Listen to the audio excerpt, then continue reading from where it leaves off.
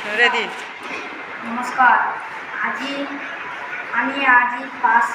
পাঁচজন বন্ধু শ্ৰী অলকান্ত দায়েৰ, নীতিশ দলেৰ দীপেন সিংওয়াল, মণিকান্ত দায়েৰ আৰু উৎপল দলে আলোচনা কৰি পানীৰ অভাৱৰ সমস্যা কেনেকৈ দূৰ কৰিব পৰা যাব সেইটো উদ্দেশ্য কৰি এই আইডিয়া লোৱা হয়।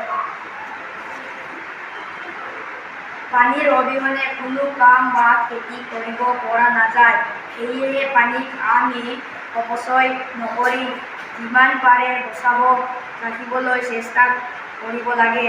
যেতিয়া বৰষুণ দিয়ে তেতিয়া কিছুমান ডাঙৰ পাত্ৰৰ সহায়ত পানীবোৰ জমা হ'বলৈ দি সংৰক্ষণ কৰি থৈ খৰাং বতৰ বা বাম অঞ্চলত ৰাজস্থান, গুজৰাট, বেংগালোৰ আদি নিচিনা ঠাইবিলাকত এনেধৰণৰ সংৰক্ষিত পানী ব্যৱহাৰ কৰি পানীৰ অভাৱৰ সমস্যা দূৰ কৰিব পাৰে।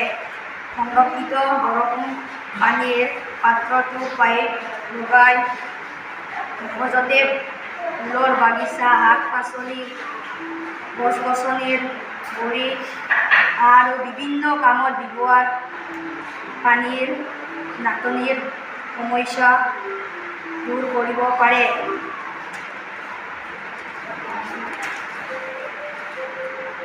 এই পদ্ধতিত খৰাং বতৰ বা বাম অঞ্চলসমূহত বসবাস কৰি থকা জনসাধাৰণবোৰক সহায় কৰে।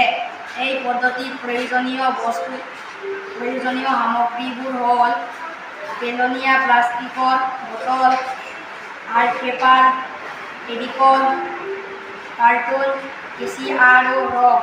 ধন্যবাদ।